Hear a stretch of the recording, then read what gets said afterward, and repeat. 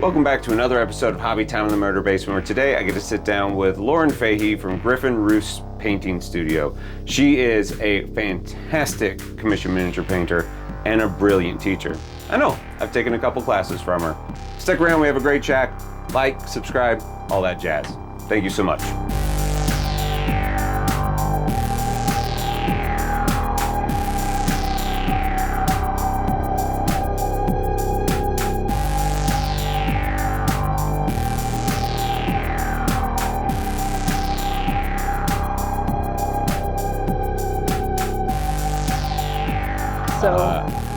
That's always like, I haven't had any commission stuff yet for Twitch. I've actually had like this, I'm not going to say I miss it. Like, the money would be nice right now, especially while during shutdown, it would have been really nice. But like the stress of working on other people's stuff, I'm feeling pretty glad that my big commission guy just kind of like, I kind of raised my prices a little bit and he stopped returning my calls. And I was like, you know what? That doesn't hurt my feelings right now, man. Like I need, this is good mental time for me. Yep. And honestly, like when you do that, when you raise your prices, you're always going to lose a few people. That doesn't mean you shouldn't have done it. Like, right. You know.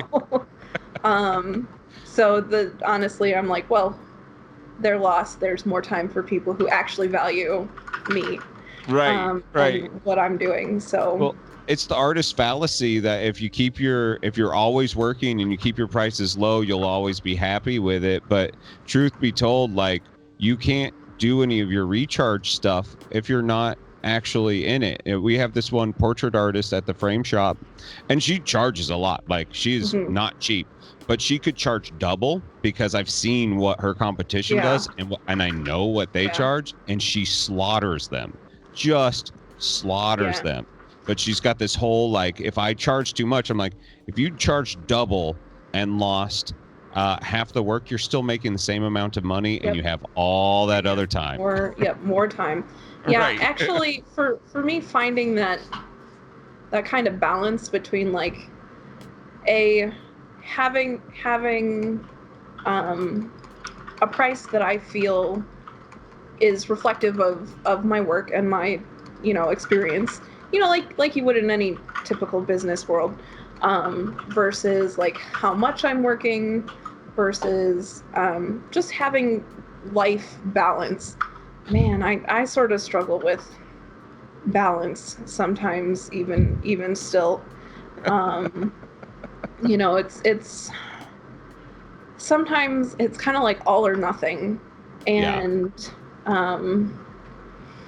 when I get into the like paint, work, it can get pretty miserable, and I just I have to remember to like be like, no, balance, do more in that time when I'm like not doing anything, do more stuff for me in the time where I feel like I should be working, I nose to the grindstone. And there'll come weeks that are like that. But it's still a struggle. It's just always been it's just always been that way. Well, when you were self-employed, and this is one thing that I have friends who, like, I may not make near as much money as my like real work friends who work for like MasterCard, and the money that they're bringing in like makes me want to like slap them every time. Like, you make how much money for doing what? And like they hear all the stuff that I have to do, and I'm like, I make like a third of what you make, and it's like a full-time 24/7, like nobody understands the being self-employed and having to, like, you kind of are always on a sprint, like every time you sit and get relaxed, that's when like you lose that weird momentum, and that momentum sometimes, like, getting it back and getting back into the swing of things is extremely difficult. Yes it is. We had a couple garden projects this year, and it, like I said, COVID's been kind of stressful in general, and it's Sure. nice. Like for me, being out in the garden is one way I recharge. But then getting back into painting was like just getting started again. Even though I really, really had some things that needed to get done, I was on a deadline, and I waited a little too long. I met the deadline, but it was not, it was not necessarily fun. Sure. My high school class motto, we tried to get it passed through as if it wasn't for the last moment, nothing would get done. Because like all of us, we were all a little too smart for our own good.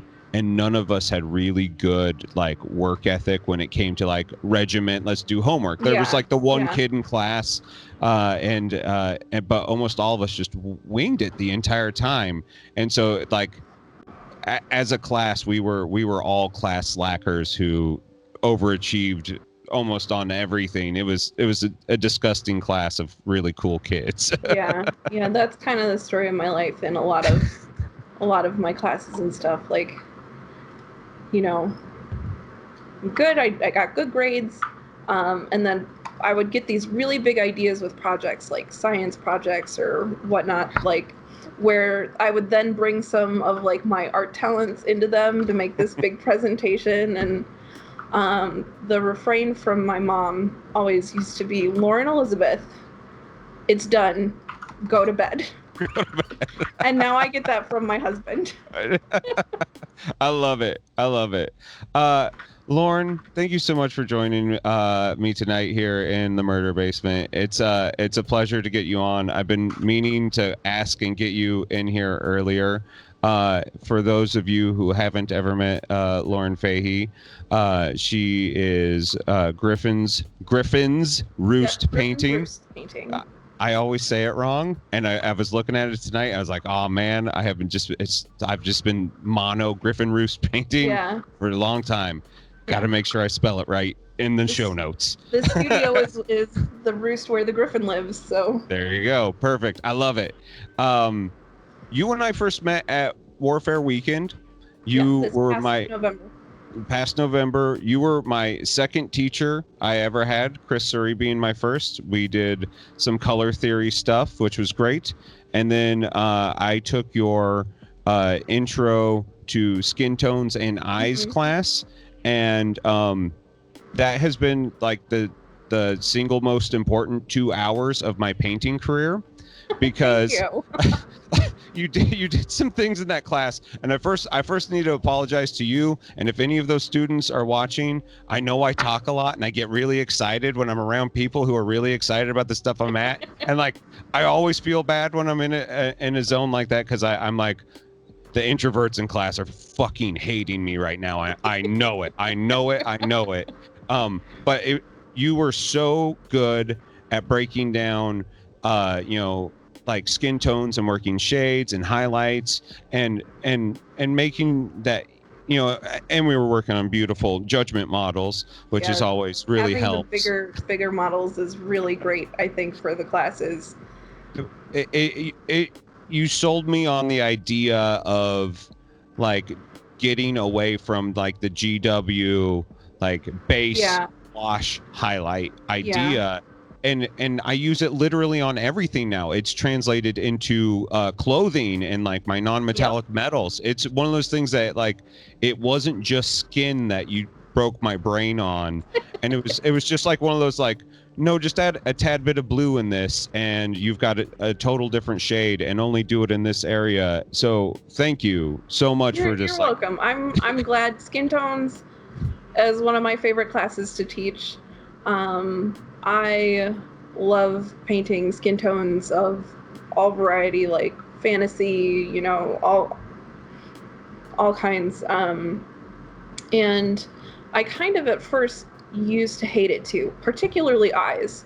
Sure. So a lot of this, I took a class with Meg Maples, who is a former studio painter of Privateer Press, and then went on to become a self-employed artist, and then moved to Australia. So I don't get to, I don't get to run into her at cons anymore because Australia is kind of a long way away. But Yeah. she was the one who broke my brain, so it's nice to hear that the cycle continues of Well, it was like such a funny class because like half of the people were probably at my skill level, and mhm, the other half, it was like the first time they had touched a paintbrush. yeah, And it was like hearing them talk, and I was like, "Oh, don't worry, just like put it on. Like it's fine. Like don't yeah, overthink this right now. You are like tackling something that it was a fairly complex it is. topic, but like at the end of the day, it's just like get the paint on the model right now, and Yeah, she'll show you what you're doing yep. right and wrong, Get it know. get it in the right places, and Right. then I was a little nervous don't for a even really couple. worry about blending sometimes. Just get it in Right. the right. And since when models are really, really small, it's not even always necessary. Like it will read just fine without getting very, very hung up on is everything perfectly blended or not. Especially at arm's length, not Yeah, even table length, arm's yeah, length. You're like, does this look good? Yeah. yeah, Yeah, it yeah. almost always does. But like your eyeballs in that, I'd never seen a model that had eyeballs that had pupil, iris, and light reflection all in one, without Hmm. being like a bust. It always had been something larger that I had seen painted. Yeah, So even on like a 54 mil head is bigger, but it's yes. not big. Like Right, it's right. it's pretty tight. And I remember Um, seeing it, and it was like magic. And I remember just looking at it, I was like, oh man, like that's not a photo trick. Like you actually got oh, really clean eyes on this. yep. And that is all about having a really good brush and a steady hand and Yeah. then practice. Like there's just no substitute for practice. But I can do those on like 32 millimeter models too, depending on if the eyes are really, really small, you kind of skip the iris part and just put Yeah. in that reflective dot. And even that still makes it look like, they're these wonderful and they're simple. Like There's right.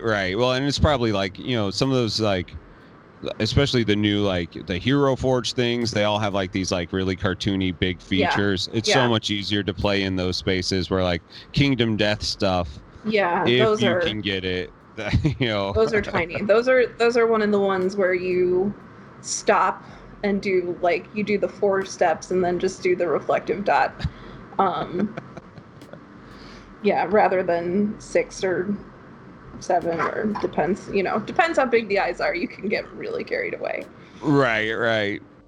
So how long have you been painting minis? Because you definitely bring a confidence in literally everything that you're doing. You touch things that other people get weird and taboo about, like mixing regular paints in your metallics and doing like I cool love that like though. true metallics with like actual shade instead of Yeah. just again the GW. Put it on, get the Yeah. Agrax Earth shade. Like Yeah, no. your metallics are totally different. I don't actually use a whole lot of washes. Hmm. I use them like they're a great shortcut.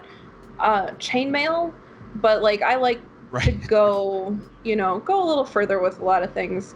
But to answer the question, I've Yeah. been painting minis now for 8 years. I think 8.5, almost 9 maybe.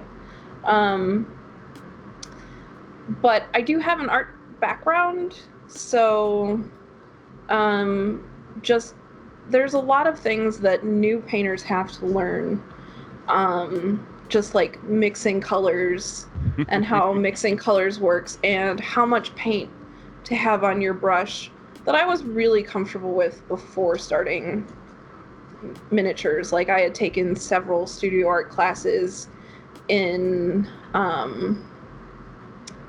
in both college and afterwards in independent studios with professional artists doing drawing and still life painting and oil painting and color studies and a lot, a lot of that stuff. So minis was kind of a next step, kind of from where I had been coming from. Sure. So I kind of skipped a lot of those beginner skills that it takes some people a long time to learn. It's definitely, so I never painted. My brother was the one who had the two-dimensional artistic talent. I was always the musician. I think I probably have some like dysgraphia or stuff, because like my handwriting is illegible, and like I can't. It never got better. And as I get older, it progressively gets worse. And so like I now just don't handwrite notes to myself, because I literally can't read them. Well, when you've got computers and like in the palm of your hand. Right. Yeah. I can talk to Google, and it records everything for me. It's fine. So like I had none of that. I just am I saw really cool stuff online, and I was like, I want to do that. Like, I want to do that. I don't care about two-dimensional art. I want to paint Gorm. Like, I don't know why. I want this weird little thing. Yeah. And so I got really seduced by just like the cool factor of the models and things like that. A lot of cool factors sometimes. There definitely is. So when did you make your switch to miniatures? Like, what was it about miniatures that got you? I had been doing I'm a big nerd. My husband is a big nerd, and we were kind of looking for some kind of nerdy thing to do together. Yeah. He had been playing Magic, and I had painted him like a really cool like play mat in like fabric paint and stuff. But as someone who was looking for more strategy games, he was like, so there's this miniatures thing. Do you think you would enjoy painting them? And they're small. And I had actually worked at the Field Museum in Chicago for about 5 years doing art conservation. So very, very tiny, detailed, intricate work. And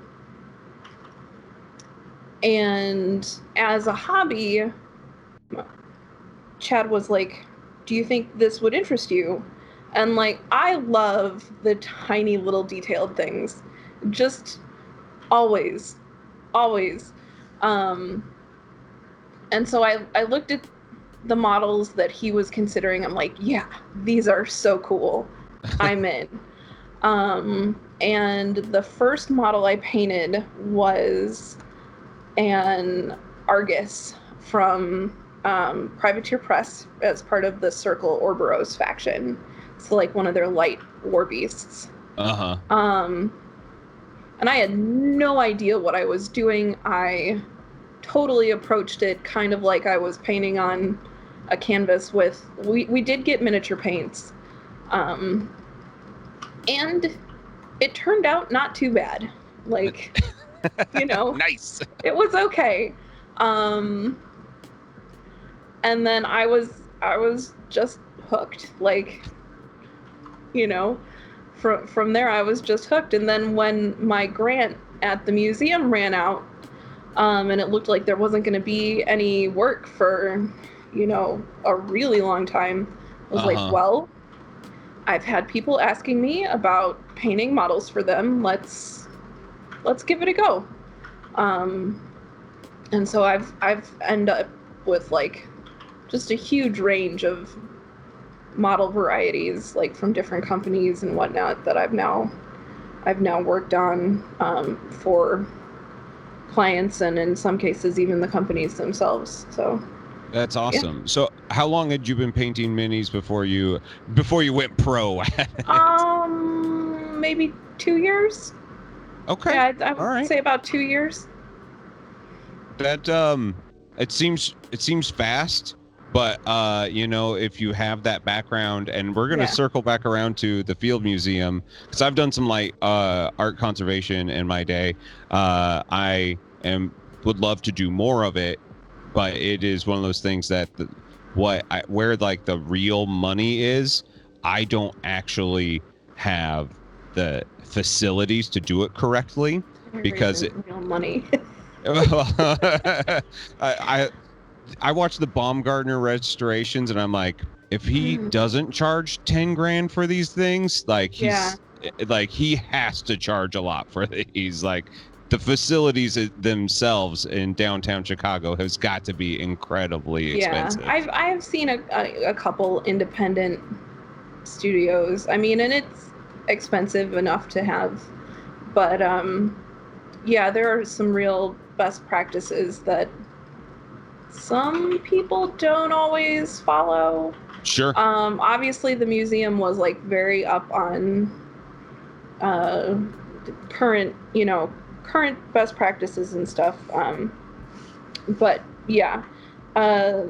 Anyway, as far as the minis go, like I said, I had sort of skipped a lot of that pre-step. So, about 2 years in, and I started fairly cheap and mostly with friends. And by the time I had been posting more, like, you sort of building on it. And I took a lot of classes.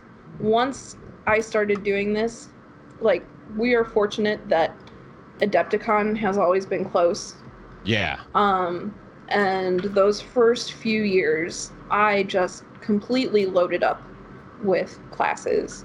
From awesome teachers. Some of the best in the world come to teach at Adepticon. Absolutely. And then I did a 2-day workshop with Meg Maples. And that was just fantastic. Like, really focus in, have that kind of one-on-one time.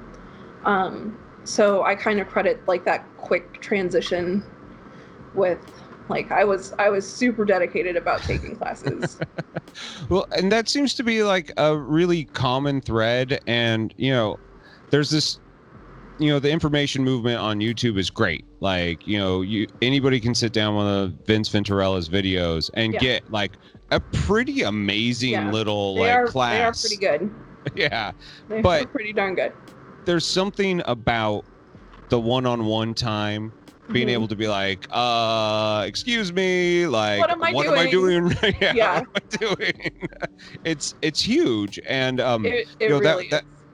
Having the enthusiasm of a class is it's something that I didn't think it was going to be as important to me. It's amazing.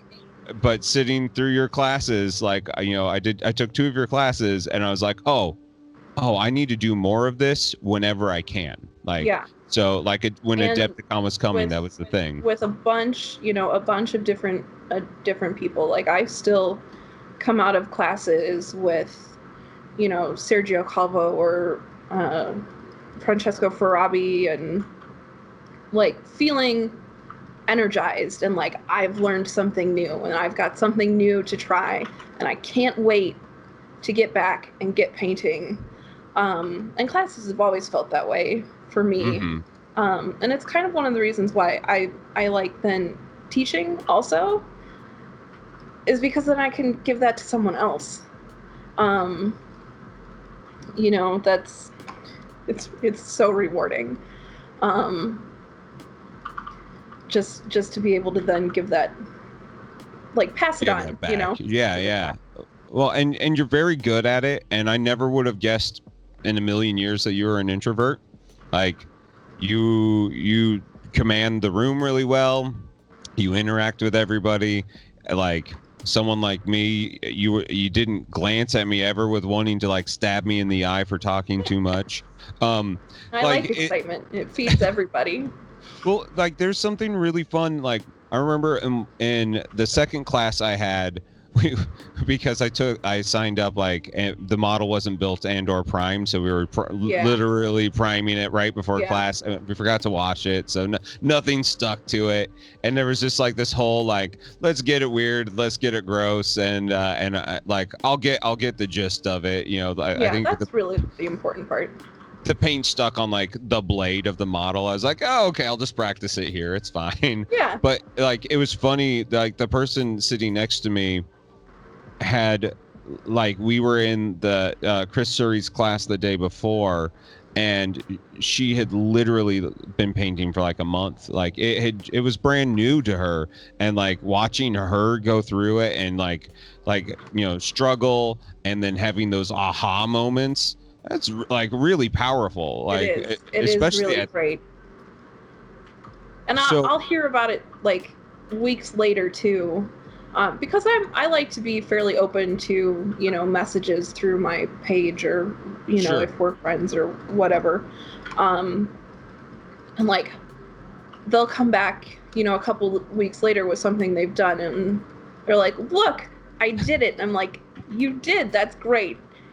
And then constructive criticism too is always good, and like, this is great, here's something to try next time too. And like that's just how art goes. Sure. Do you think the miniature world will ever be ready for the way art critiques are in other mediums? Do you think that we no? I mean, so at the high level, they're kind of already there. So Sure. Yes, that's already happening. That kind of hobbyist sort of range. A real art critique in a real studio class can be very brutal. Yeah. And I think some people come off of that kind of thing very dejected and disappointed. And God, I have had some really rough art classes with professors who just didn't like my style, didn't like what I was doing, had no regard for anything fantasy-esque. There's a nightmare story in a couple of these. But the thing is, you have to be able to listen, to take all of the feedback and kind of sift through. Some of it's junk.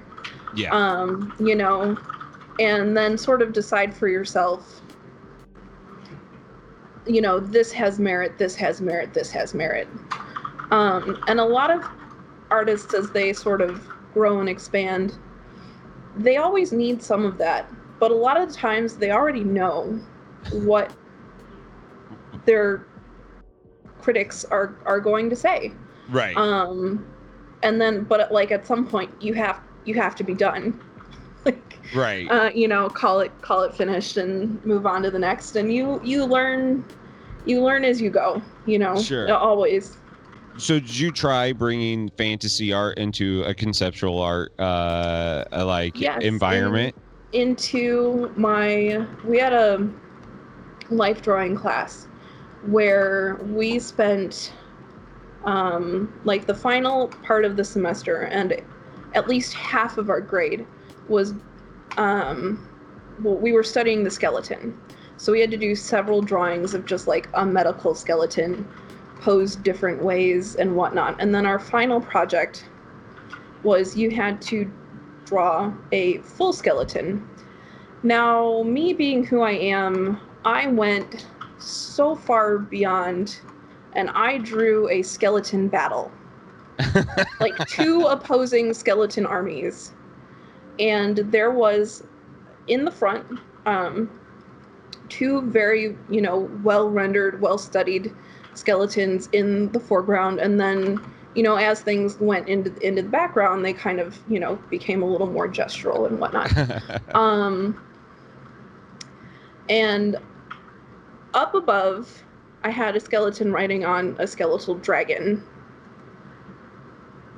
And it was epic. Like, I did it on butcher paper, so it was 4 feet tall by 8 feet wide. Oh, wow. Huge. And like weeks spent working on this in the studio because I had to have it up like on a wall somewhere. 3 a.m. every night. I was exhausted. and she hated it. My professor, like, Same. fantasy art's not real art. Uh, I barely passed that class. Like, it's such a nightmare. And she couldn't look at the core like focal point of it and be like, you executed what I asked you to do here, and you went above and beyond. I mean, could she not see that you were working on this the entire time and be like, maybe like tone it down just a bit? Like, no, art was, and this was in college, like, art was very serious. You know, and like everything about it was serious and conceptual and like, Of course, yeah. I stopped taking studio art classes at my college after that, and like I had done the requirement for my art history degree, and I'm like, they just, they take themselves too seriously. Like, They really do. My business partner has an MFA in studio sculpture, and he's actually a really brilliant conceptual artist. And when I explain his art, I always sound like a dick when I explain it, because he makes it for anybody to understand. He does a lot of like pop art inspired things. Yeah. But it's a lot of like found object stuff. So he made a portrait of Andy Warhol's Marilyn Monroe out of artificial sweetener packets, and so he built it, like all in the like Splenda equal sweet and low. Great. And it's great. It's so cute, and he called it artificial sweetener, and it's just like, it's stuff like that. The favorite one that we did was we did a pointillism piece, like I mean, I guess almost all of his stuff is pointillism. We did like what's his name? Chuck Close, the guy who does like all the thumbprints and crazy things, but they're massive. Yeah. And they look like photorealistic from farther away. Right.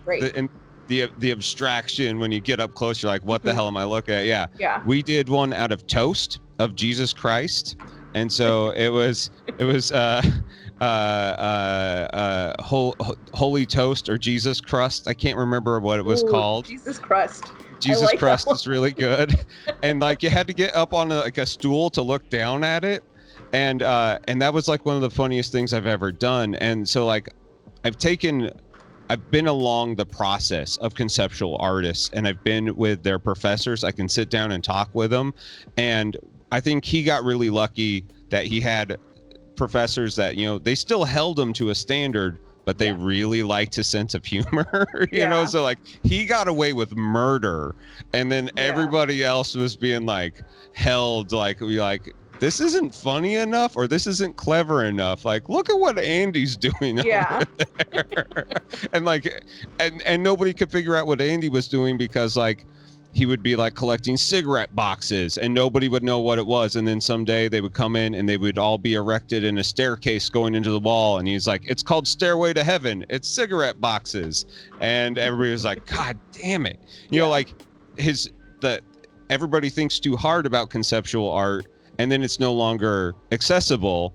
But if you pick the low hanging fruit, everybody makes fun of you for not being deep enough. And it seems like it's very hard to nail, just that right little bit. It's a little self-serving is what it seems like to me. There's just it's a little too masturbatory, and nobody's having near as much fun with it as they should. Yeah. And I just, like, for me, I love fantasy. I really, like, it has just been such a part of my life ever since I was little. Like, I just always loved fantasy books and novels and art, and Did you ever watch the Frazetta Fire and Ice VHS? I did not. Oh, I man. did not. That is classic. No, I started with some books for young, like 4th, 5th grade girls, called Dealing with Dragons. And they are about a princess who runs away and lives with a dragon, and all of these princes think they need to come and rescue her. And she's like, go away. Like, she's friends with the dragon. So yeah, that was, and then I got into Dragonlance novels, and they were near and dear to my heart, and still are. I don't know if I ever made it through a full Dragonlance book. I had all my friends were into them, and I by the time I got into it, I was also had got into girls, and that was just like game over for fantasy life. It was like guitars, girls, or fantasy. You can only pick two, and it's like guitars and girls. That's it. No, I the first time I was over at my husband's apartment, I walked in, and he's got this bookshelf, and he has like the entire Dragonlance collection on his bookshelf, exactly the same as I have at home on my bookshelf, and I'm like, this might just work out. Yeah, like I don't want to scare you, but I'm gonna marry you.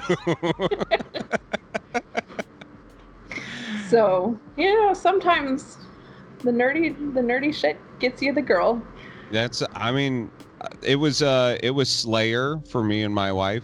Like that was what got us to talking, and then it was Return of the Living Dead that solidified it. So yeah, I mean, go. like, yeah, Both in there. You have to get it in there. So coming from the fine art background, and right now, and I don't want to throw shade at people who are using oils in miniatures, because I've always wondered why people don't use oils in miniatures, besides the fact that it takes forever for them to dry and cure. Like, to me, like with a properly thinned paint, you won't leave the impasto that everybody's like freaking out about, like, which I also don't think is a bad thing. Like, I think you can sculpt while painting, like, especially on some of these models, they need a little bit extra. Yes, they do. I do that sometimes to cover up mold lines that I've missed. Right. Yeah. Build up some thicker layers of paint, and they just disappear. And it's fine. Why sand things, and why ruin your beautiful blends that you already got going on? Like, it's the manufacturer's fault that you have to like do these and things. I always miss them. Like, I can go over models with a fine-tooth comb and really, really be like, I'm gonna get all the mold lines this time. I'm gonna get all the mold lines this time.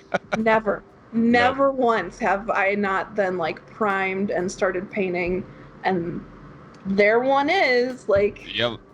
Oh, I've got the new Queen of Onslaught on deck. I'm going to start her up next week, and just priming the base. Like, and I spent two full Twitch sessions sanding and like using UV resin to cover it up, and I still miss some, and I'm like, this I was like, it drives me nuts, and I hate that part. I hate prepping models. I just want to paint. So do you think that oil paints, can you do what with, how should I phrase this? Can you do with acrylics what oil paints seem to be offering people? Like, it seems like they're playing with this idea of like slow dry time so they can get these huge smooth blends. But it seems like you could do the same with like a heavy body acrylic and just like working a little faster. Like it feels that way to me anyways. To be fair, I have not tried oils on my miniatures yet. I have a bunch from oil painting on canvas. So I have all of the stuff, but I had sort of been looking forward to a class maybe at this past Adepticon, so I could figure out what the heck is going on. And then of course COVID. It's so sad. It was so sad. Well, and I don't know if we're gonna get another one this next year. With the way it's going, I'm not holding my breath for anything. I'm not either. So, let's not be depressing though. So honestly, I haven't tried oils. I don't know. I can't speak with any sort of experience on like which one's better. I don't know. Sure. I'm still only using the acrylics. I can get some you know, uh, decent working time out of my acrylics with, the wet palette and medium if I need to.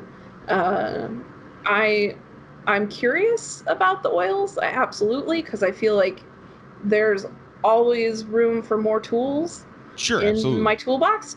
Um,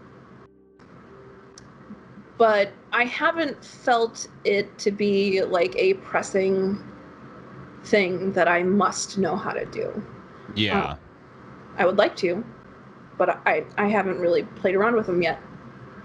I think for me, when I watch someone like James Waffle do it and watching him He's a like wizard. he's a wizard, yeah. Like he makes it look way easier than it actually is. And he's like, I'm just dabbing color When I'm around. gonna paint with my fingers and Yeah, yeah. And I guess the thing that I love that Wapple does, and one of these days I'll get him on the show so I can actually pick his brain on it. But like he's super fearless and like yeah, and irreverent. Like, who cares about methods or whatever? right, right. And like I was watching somebody on his stream once comment about what if you mess up, and he just was like, and he just like messed up his paint. He's like, who cares if I mess up? Like it doesn't Yeah, matter. Like, yeah. and Well, so for that I I think love. that is a really healthy way to look at it too, because I think a lot of people get very paralyzed about these tiny little mistakes. Like, what if I mess up? I'm like, it's paint. Yeah. If it's not dry, wipe it off. If Yeah. it is dry, paint over it. Paint over Like, it. If it's in a um, place where nobody's gonna look, skip it.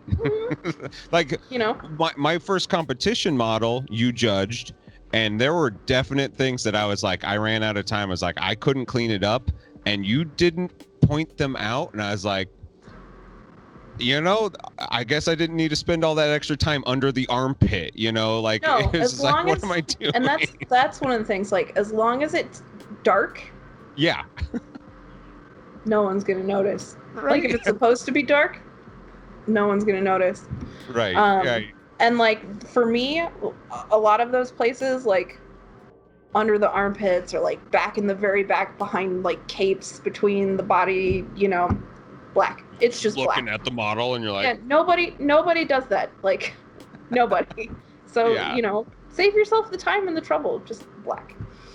I keep on threatening to do a exposed angle only like diorama where from one side, like kind of like how like Frank Miller does like his high contrast Yeah. artwork, where like one angle you're looking at and it's painted, but you get off section, off angle just a little bit, and it's just black. Like it's totally black. There is no pigment there, and because it's like forces you to look at the model from one Well, angle. if you think about it, you're then taking something that's three-dimensional and forcing it into two-dimensionality. Right. Right. I think that would be a very interesting way to play with, like, models. Like, you set it up and it's like a painting, but there are these three-dimensional figures there. I don't know if I would have the discipline for it though, because like the models are just too fun to paint. Yeah, Like they're sometimes just too cool. Really want to, So you have been doing professional painting now for 6 years 6 years ish, and that is a really really tough gig because like you hit that feast or famine zone pretty frequently, and while you'll Yeah. get into the routine of it, you'll never ever really be ready for the next famine zone. You'll, no matter how much prep you do, winter is always coming, Yeah. sort of vibe. Yeah. What do you do to like mentally get yourself into that zone for all of our aspiring people? Because I think there's a lot of new people in the space right now who maybe aren't totally ready for that leap. Yeah. So, I mean, one of the things you really, really, really, really have to do from the very, very beginning is charge what you're worth. Like, never start with anything Period. less.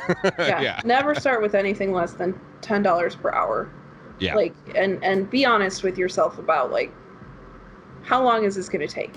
Yeah. Practice a bunch. So you have, in the very beginning, I used an app called Timesheet, and I would like clock in and clock out so that I Nice. knew like how long things were taking me.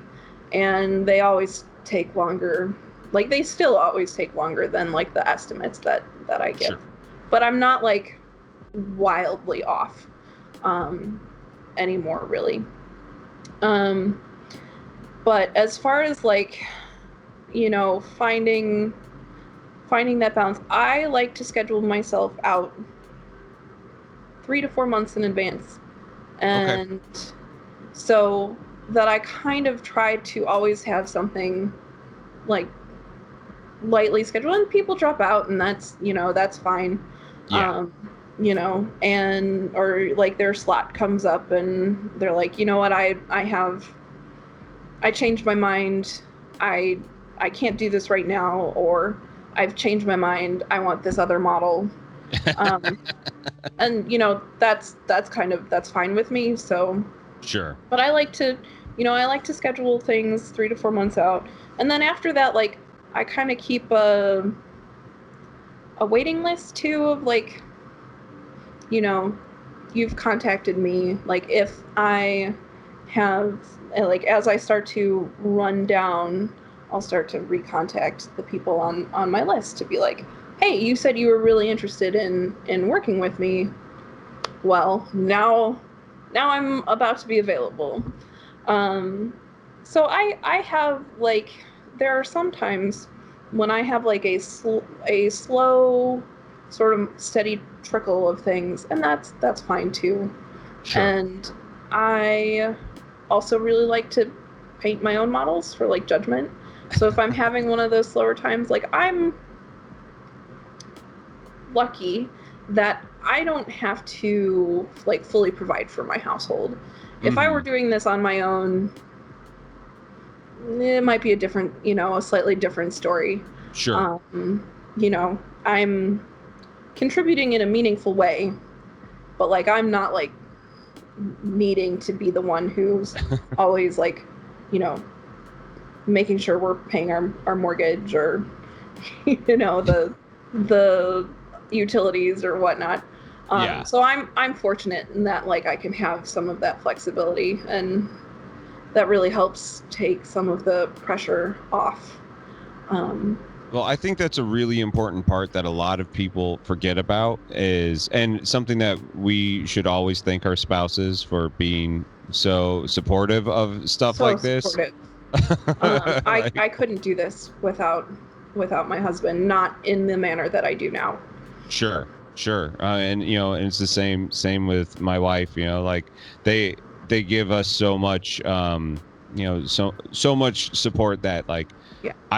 I don't know how I would do it solo at all as well. I mean, just even like I would afford my life working, being a small business owner and doing all this extra stuff, but I would go crazy. Like I need someone, the emotional support that comes along with it. Mm-hmm. It's massive. And yeah. that's one of the like weird spots about like the mental health aspect of doing something like this is so I think a lot of people get into it expecting it to be like life affirming, and I hope that it is for them, but I can find it.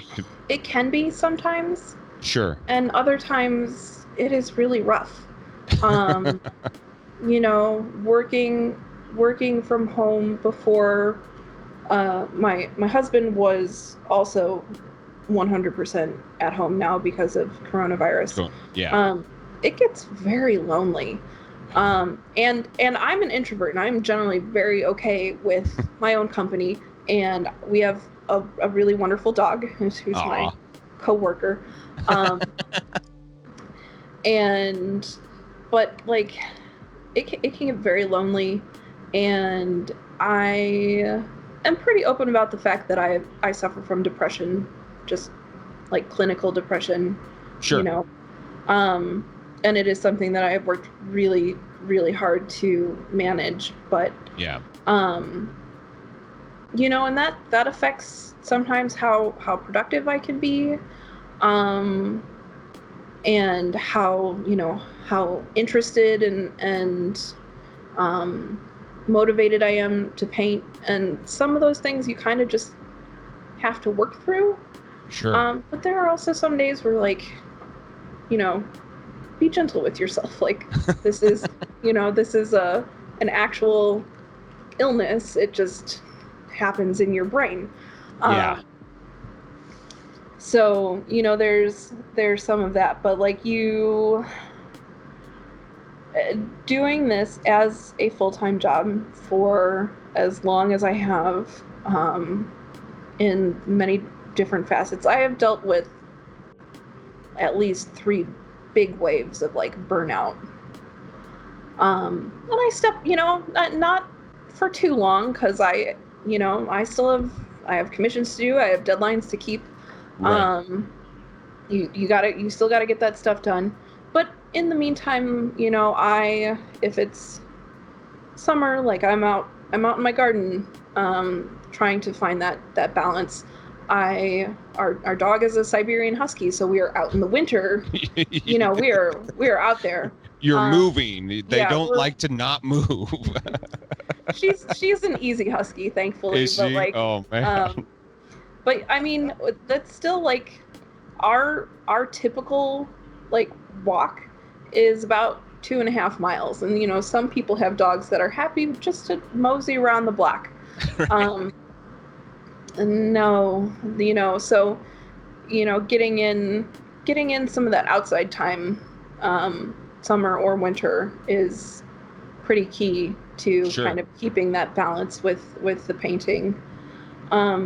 And then for me, what really helps is kind of having, some kind of noise on in the background, whether it's TV or music or something. Like I need, like, that helps me focus when it Sure. is time to work. And I have never been very good about keeping a schedule. Because there's a lot of other like household things that I'm kind of in charge of, because I have the flexibility. Right. Um, but when it's time to sit down and work, you kind of I need a good chunk of time. Yeah. So I try to get several of those in per week to just like really get stuff done. And then as it's kind of been a while, like, I've really found a much better balance of like, okay, well, I didn't work very much this week, so I'm going to do more next week. And it's not very organized. And I most certainly procrastinate too much. But it works, Sure. It works. Sure. And I, as awkward as it can be sometimes, like, I still reach for that balance. I don't always hit it, but it's always a work in progress. You gotta keep trying. I mean, I don't think us right brainies are very good at left braining at all. Like, and the fact that you have the wherewithal to actually like do the like actual salesman, like going through your card file, being like, we're coming up to the time, I'm going to drum up work. That is like something that Google most reminders. Google reminders. Google reminders. I set them as soon as I put a name on the wait list. I put a Google reminder in to like remind me in 2 months to contact this person. Like, it's key. It's so huge. And I used to hate it when I worked in like high pressure sales, but now that I'm doing it for myself, like I am like we write notes. Like I have this one employee who's very left brain, and so she organizes a bunch of stuff, and I do like weird big picture things over here. And like anytime I need to be yanked out of the cloud, she's like on it. You're like, yeah. Thank God, thank you, like, because I was gonna totally miss this one. And we've gotten a really good rhythm and a cadence to how we work now. For doing it for 5 years, but reminders are key. Yeah, it's huge. Absolutely huge. So when you were doing Twitch, were you were you finding that as being like a benefit or a detriment to the workload? So both. It was great. I really liked it because it was 3 hours twice a week where I sat down and I focused and I painted. Now, because of how like my desk is set up and where I normally have to keep my camera and everything, and like having to like hunch way forward to make sure that I'm under the camera, Yeah. there what I felt was my quality was sort of slipping, and I would always have to go back after the stream and like fix things. Touch stuff up, sure. You know, so there was both benefit and detriment. And then frequently too, like for me after the stream I was just exhausted. Like Totally wiped, yeah. It took a long time to recover. And especially too, like again, because you have to stay in, in the camera shot, and I'm like hunched up and my shoulders are like up here around my neck, and yeah. so, I found I have these guys now, and these guys have really helped me out, my magnifiers, because like I can't stay hunched over the whole time. I'm gonna be Quasimodo by the time like I'm 40, and I just can't do that anymore. And I'm realizing that this meat prison is just not good at it. Like I have to move more. I don't like being forced to sit. I for quite a while off to the one side of my painting desk and kind of in front of our computer desks, I had my yoga mat laid out, and I would just go like lay on the floor and like let my body relax into the floor. And you sort of, and that's kind of one of the hard parts for me about Twitch is 3 hours is kind of the very limit for me to like not get up and move around just a little bit and like stretch and sort of try and readjust my posture a little. Like I really like I can sit and focus and like work. We'll hit about 2.5 hours and then be like, okay, time to like stretch, walk around, get a glass of water or go to the bathroom, whatever. And then I can go back and do another 2.5 hours. And so like 3 hours at the very end, and I'm just like, oh, and I'm almost falling out of my painting chair. Well, and like 3 hours is about the minimum that you should stream too. Like if you're doing less than 3 hours, like it's almost a waste of time. It's hard to feel like you're getting anything accomplished painting wise on stream.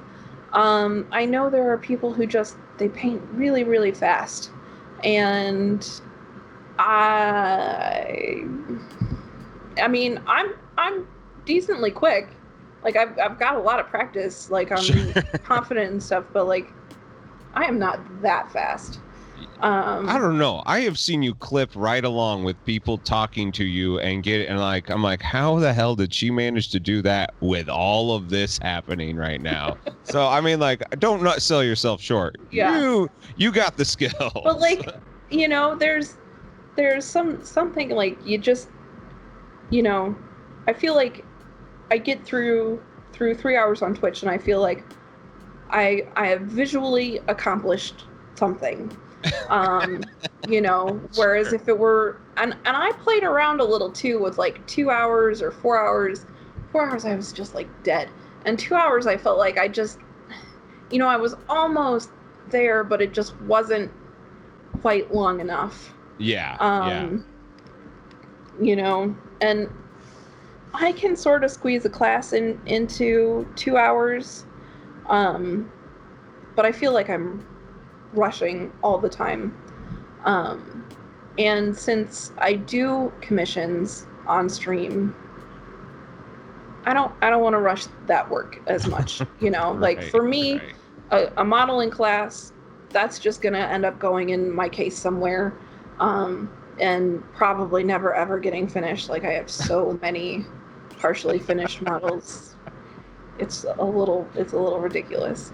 I hear But Sergio Calvo just like uses the same model over and over and over and over again. Like he'll just like prime over it and start over because he's like has the same thing and just like yeah. whatever. So like his like tester model is just like totally caked, like a car plant, when they're doing all the spray things, it's dripping everywhere. So I mean, you might just have to find a better that's not a bad idea, because I'm sort of like some of my skin tones class or something, I'm going to try and maybe do a Zoom class for some of like my local hobby store folks. Nice. And I'm like, what am I going to use for a model here? And I'm kind of like looking around. I'm like, we have a lot of models, but I'm not sure any of these are going to work for what I want to do. So that's good to know. Maybe I'll just start one over. Start one over, I mean, if you're teaching, yeah, there you go.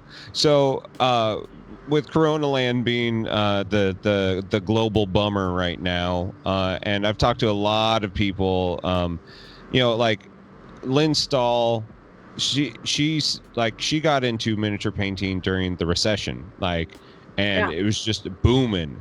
And while I think missing con season and classes has been very difficult, it seems like commission work for like the commission painters that I've been watching, while maybe not as like fervent and like just like overwhelming amount of work, has stayed pretty consistent through here. Have you seen the same thing? Yeah, I think things for me have slowed down a little bit, but not like, nothing. Right. So and as I kind of continue to share work, and there's always, people like, oh, well, I had this project, and what would that be? And I had this project, and what would that be? And like, maybe I get, 1 out of 6 or 7 to be like, yeah, I'll pay that. So I mean, that's pretty good conversion ratio, it's really. pretty good. It's pretty good. But those kind of slowed down a little, but I still have work. A lot of it right now is RPG models, Hero Forge type stuff. That is just, I know they have come out with their color printing, but I don't think it's going to replace the kind of stuff that I can do. And I think there will always be people who want something very special and very unique to them that maybe the color printing can't do. So, well, I mean, you can't tell the color printer the backstory of their half elf. I love getting the backstories. It's one of my favorite things. I'm so glad that you do, because I think I hate it. I think I'm the opposite direction. I did Hero Forge for one of my buddies, and he was just like, he's like, dude, like, so this guy, he came from this thing, and like he wanted me to like make a family crest on his chest, of which, like, like he was like, it's got these red mountains, and like, and I was like, dude, you realize that this is like smaller than like a pencil eraser? Like, you want me to do what with this? He's like, just do your best. And I'm like, but he gave me this like huge lore. And so I painted this dude, and I got it. I made the crest. That was my first like freehand thing. And the dude manages to like Leroy Jenkins himself to death the first time playing with it. No. I was like, are you kidding me? You killed him like that quick? I'm not painting your next one. Oh, I love you, but I don't love you that much. That's kind of hilarious. Oh man. Yeah, I haven't had any stories like that, thankfully. Most of the characters have lived long enough lives to have gotten gotten their use out of it. But I've done crests and stuff, and I think that stuff is fun. That's cool. I get to do something like unique, and it doesn't have to be like super detailed, but just enough to like really be like, this is why you pay me the kind of big bucks. Yeah. I mean, like for something so small, it's relatively big bucks, Yeah. but so Um, what's your plans for next year? What if con season happens, are you going to try to get in and do like classes, like teach classes and get back into that circuit, or are yeah, you? I mostly I mostly teach locally. I would love to, be able to go back and do more of that. Um I have not sought out teaching at Adepticon just yet. For me, frequently that con is like where I get to work on myself. Right. Um, where I get to take the classes with the people that I think will benefit me, rather than be crazy prepping for making sure that I can teach and give the most to my students. Um, and for me, Adepticon also for, you know, not this past one, but it's always also been about Crystal Brush, Sure. and making sure that I could have an entry, for Crystal Brush. And again, like prepping for classes is a significant amount of time and work, and I Absolutely. never start my competition pieces as early as I should. Not ever. It's all last minute Charlie kind of stuff. Sure. Um, so Adepticon, I could teach, but I have not yet chosen to do so. Um, and then I love Warfare Weekend. I have always loved that con, even before it was, like what it was last year. What, War Machine War Weekend Machine for Weekend. like 10 or 15 years or something? Yes, long time, Yeah. and that was the first minis convention that I really went to, that I'm like, oh, these are my people. Yeah. Because Right. Adepticon's very GW centric, a lot of the time, and even still in later years, it's like with the resurgence of Games Workshop, and I like Games Workshop. Their models are okay, nice enough. Sure. It's not really as much of my thing. Sure. Like, I never got super into the lore or the games or any of that stuff. Like, I know they are the giant of the industry. Yeah. So it's like you can't ignore them. But I don't actually paint a lot of GW stuff. Their new stuff is great, and their Warhammer Underworld stuff is like their Yeah. most underrated thing. Like I do like them. I was late to your class because I was playing Warhammer Underworlds at the Warfare Weekend, and like it's really the only one that I want people to pay attention to. But because it's got that weird deck building mechanic, everybody's like, I don't know about this. I'm like, no, it's legit their best thing they do. Yeah. I mean, we have a couple Underworlds war bands that I keep meaning to get. I really like the ghosts, like the Night Haunts. The Night Haunts are great. They're so cool. I like them because to me they feel simple and elegant.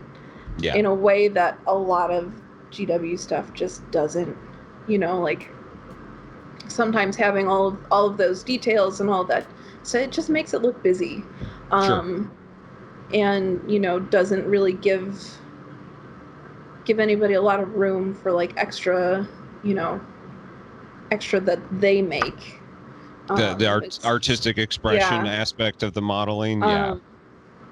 So having a model that is like the Night Haunts, they're kind of simple, but then there's a lot of open space to play with. There's neat things you can do. Sure. But yeah, which is why, like, again, I came into miniatures gaming through Privateer Press, through War Machine and Hordes, and so like for me, like that con was always just fantastic because it was small, it wasn't overwhelming, I've been to Gen Con twice, and that one's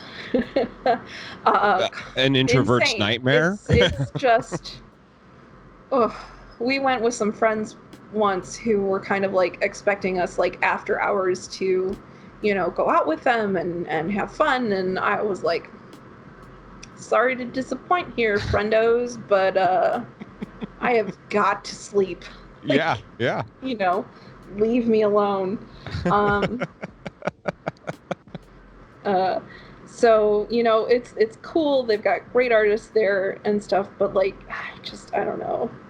And I was invited to sort of teach at Gen Con this year, and I'm like, I just don't think I can. Not sure I can swing it. Like, just. You would have to have like a Pope mobile to get you in and out of it, and like with like blinders on the entire time. Yeah, and with all of my teaching stuff, and I don't know. So I really love teaching, but I tend to keep it local and kind of low key. So, yeah, which is why I love Warfare Weekend, because those are like all of the things. It's an easy drive for me. It's not a ton of people. Yeah. And I can really interact with the folks in my class. Like, so, as far as what the future holds if coronavirus suddenly clears up, I'll probably stick to that. I would like to travel. Not sure that I feel like it's feasible at the moment. Sure. Well, definitely not at like definitely this specific moment. I was just gonna say, yeah. But if everything were perfect and wonderful, I don't know. I would really like to go to ReaperCon. It's just always over Labor Day. ReaperCon is interesting me a lot more, and I'm gonna pay a lot more attention to it this year. It's something I would really like to do. But like probably as a participant, not necessarily as a teacher. Well, Mocha talks about how it was like her first big fest that she went to, and she like loaded up on classes, and just the community is so much fun there. And I think because specifically it's not around a war game, it's around fantasy. Yeah, around painting. It's totally different. I mean, they even have like, I had to take a break from doing, dumb things. So I got a Gundam, and I've been I'm like, why am I painting a Gundam? They already come in colored plastic. Like, but like, because it's crazy things with them. You can, and that's a thing on the ReaperCon contest. I was like, maybe I should try this. That sounds pretty cool. Yeah. And I, it seems like a really wholesome, cool convention. Yep. I would really like to go. As a participant, but again, Labor Day can be kind of tricky with family obligations and whatnot. So I feel you there. You and I are both creature community people for Creature Caster. Yes. And by the time this episode goes live, we'll be able to like fully talk about the return of Resin Beast. Yeah. Are you excited about that? Do you do the Creature Caster things? I have one primed and sitting on my desk, but it's a personal project, so it comes after everything else. I forget which one she is specifically. So I have the Lady of Arcana, and she's like the crab claw lady she has an option for a sword. She looks very marine, kind of, is the one that I have primed. Can't recall. Is it one of the small ones or one of the big ones? One of the smaller ones. The lady. Well, she is large, so she's not like the 32 millimeter ones. Right. I have a few of those that I have yet to work on. The matriarchs. Yeah. No, she's the lady of something. I can't remember what. They all have these super serious names that with the people who are really into it, like, and they talk to me online, I'm like, is that the big bird one? I'm like, Yeah. if it's not the newest one, I kind of always forget the Right. names. Yeah, the Lady of Arcana is the one. She's got the big wings and has like the eyes in the hand of her wings. So I have that one, and that one was the one I had planned to do for this past Adepticons Resin Beast, Yeah. and then never started. She's like not even primed, and I have a clear vision of what I want to do. I don't think I'll do it for an online competition. I think I will be saving her for other ones once we're back in person again. Yeah. And one of the other ones that I have that I really like that I could see doing is the Tree Walker Lady, one of the elemental trees. Those are I really cool. like her. Yeah. And she was the first model of theirs that I bought. And the Orc Forge Lord, I really like him. And I can see how he would end up looking really nice in photographs, because that's kind of the thing for an online competition.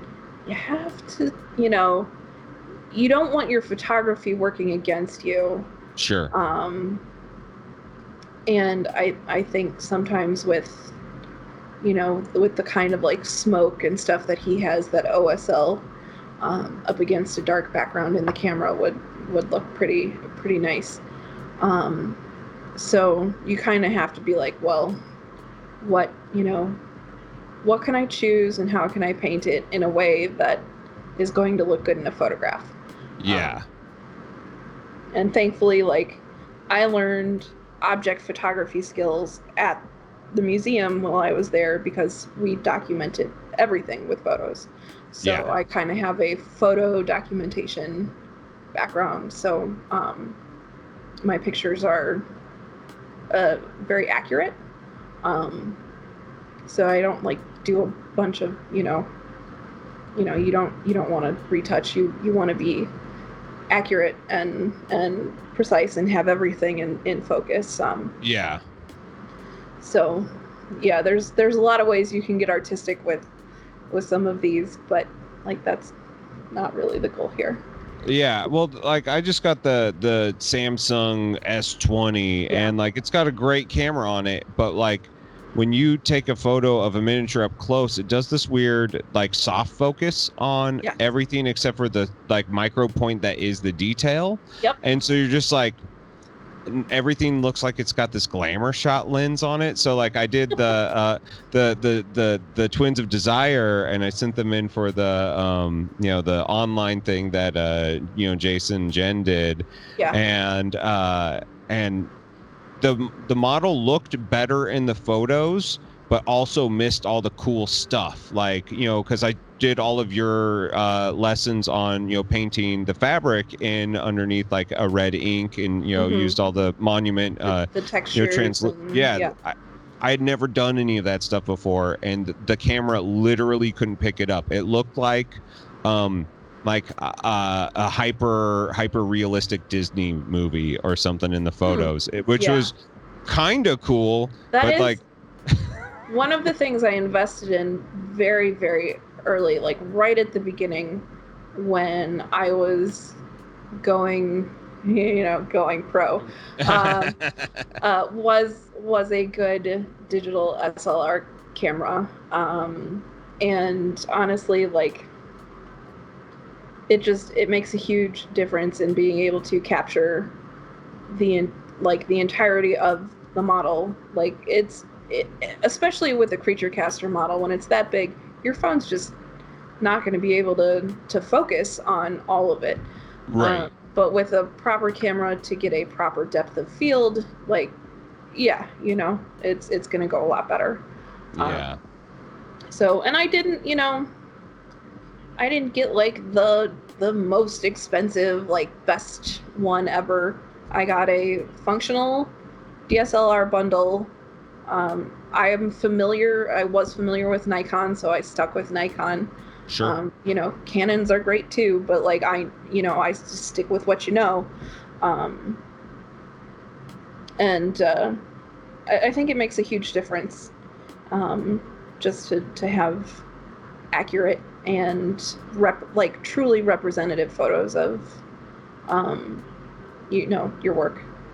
Yeah, I've got to figure something out here. That's the goal is if this can ever monetize, it's going to invest in better cameras and equipment because like my webcam is garbage. Like as you can see, I have a very nice microphone, but everything else around it is garbage because like am a musician. Like that is where all my money went. Never did anything. I never thought that this was going to be the future, and now here I am, and I'm like, I should have taken advantage. I just use the Logitech webcam for streaming. Yeah. The whatever, the C920 or the one that everybody has. Yeah.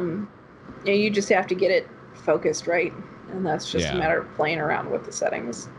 But it's perfectly functional. Yeah.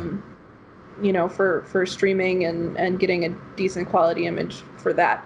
But when you're putting up finished photos, it sure is nice to have a nice camera.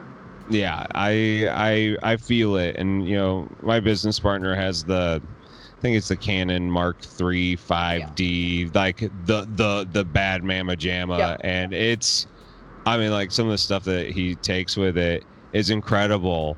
And I'm just like, okay, well, that's why you get a camera like this. But I have to get something that is not that. Yeah, it is a thing. Like, there are decently priced bundles, and you sort of save up little by little, and then reinvest. Like that's kind of how it goes. I did that with the camera. I did it with the painting chair that I sit in, because I spend a lot of time in that chair. I got a really, really high quality chair. Nice. One of the Aeron work stools. It's a little taller because I sit at a drafting desk, like an art drafting desk. Sure. And I kind of, it's nice to be up just a little taller, and it keeps things out of reach of the dog. She can't get too nosy. Yeah. And I don't have cats, so like, I'm not worried about that. But yeah, so those were some of the big ones. The camera, the chair. I've got a good light. And then the rest, not super fancy. Yeah. Like I prime in a cardboard box. Like I don't have a hood or, whatever for my airbrush. The airbrush compressor, that was the other one. Yeah. I got a really nice airbrush compressor. But yeah, that's. It always makes sense. Big things. Like get a couple good brushes. Get a place that, it really invest in your paints, invest in your brushes, and the rest kind of like follow suit, because then you'll see what you need and where it goes. And you can start with, have a good bright enough light, but then you can get one of like the big, you can kind of see behind me, like the swing arm lamps that, those are great. But I started with an OttLight. Like just a foldable, portable OttLight. And, I spent a lot of time hunching, but. I got a couple of these like weird, like USB for film lights, and they're pretty decent. Like, because like they're meant to be like portable for like, if you're like shooting things on location and you need like extra light. So they're really light. They attach to literally anything, and and they're like relatively cheap. I was like, man, if these break, I am just buying another one, and that is totally fine. Because in a small space, like, if you have like 3 of them kind of like going all angles, you're totally lit like 100% of the time. And I was like, This actually works all right. Yeah. I dig it. Not bad. But yeah, like those things come later. Yeah, absolutely. Well, we have gone past our hour, but I certainly appreciate us. You just sitting, hanging out, and talking. It's Yeah. always great to see you, hear your work, and I just like want to thank you for everything that you've given to me, specifically like your classes. Like it took some things that had already in my brain been formulating, and you're just like, no, just go further, and Yeah. and it Thanks. took I'm it. really glad to hear that. Well, and you're, if any of you out there ever get to take any of her classes and she has like written literature for you, you need to know that those are like some of the best things that you will ever have in your possession. Like There was one I never finished. I don't want to bring it up, but that was one but like I used that the texture one and the eyeball one Yeah. on, it was like listening to a song on repeat. I had them Yeah. on my desk every Like, time I was doing it. I stopped about halfway through that the metals one. The medals, yeah. Like I still have to finish the bronze, but we're almost there. Excellent. Well, whenever, no rush. We Yeah. all love it. Nobody's Well, and going anywhere. I think I put the skin tones one up on my website after a while, and I will probably follow suit for the texture and metals eventually. But yeah, just griffinsroostpainting.com. Awesome. So that's up there in case you ever like, I don't know, lose the email or whatnot with with the skin tones. I should continue to host those tutorials. Perfect. I love it. And we'll send extra people your way. And is that a really good place to contact you for commissions? There, Facebook. I have a Facebook page that I am always accessible on. I have Twitter and Instagram if people like to follow those things. So I'm Griffin's Roost Painting on Instagram and Griffin's Roost on Twitter because they make me shorten the name. Yeah. I'm feel you there. Yeah. But I'm on social media. I am generally very accessible through Facebook or email. So yeah, send me a chat whenever. Absolutely. Well, we'll drum you up some more work to get you through the rest of all this stuff here, because that's the one thing, these companies aren't stopping making models. Like it's never going to stop.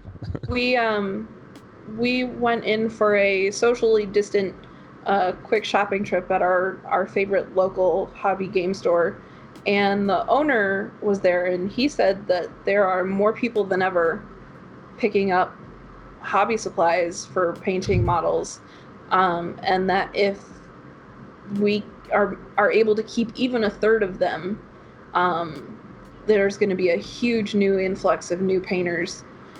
So hopefully, I can, sort of reach out to them with the help of the game store and maybe get them going a little better too. But it's always nice to hear too that like the hobby is expanding because people are stuck and they need things to do. So yeah, I don't think that hobby miniatures are in trouble.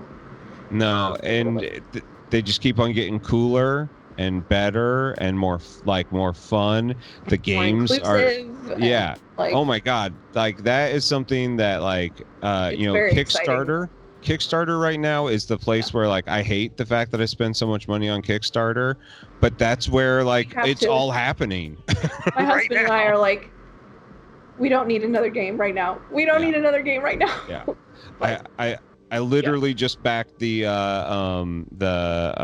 Old School Essentials Advanced Fantasy expansion that they did, because I'm not a big 5e D&D guy, but I love me some old school D&D stuff, and Gavin, Necrotic Gnome, figured out how to do it in those books, and I'm just like, Anything Cool. he does, I'm backing. Cool. But it's just like, why am I spending another $100 on this stuff? I don't need it. And none of Yeah. my friends play, and like it's just like I just sit there and I read them by myself, and they make me really happy right Yeah. now. No, I'm currently playing in a Starfinder campaign, so that's a Pathfinder system in Yeah. space. Yeah. It's pretty cool.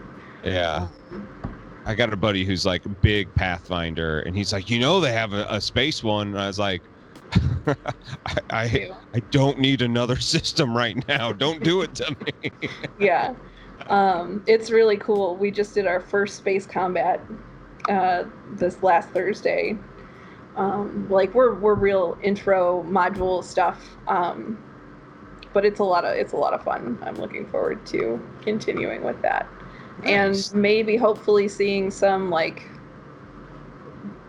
insectoid RPG characters come out sometime in the future. Like anyone, please. Please. Like that's not my character, but like I've not seen any of those so far. We'll see. We'll see. Hopefully, some of these people will get their act together and make some insect models. Like there's got to be something other than Tyranids in the universe. Like Yeah. it's a vast space. Like there's got to be more. So many. But yeah. Anyway, Kickstarter's dangerous, and so are RPGs, and. You But think that you're not gosh, going to spend as much money, but there you are. It There you happens go. again. Yep. The downfall of being a big enthusiastic nerd. Yeah.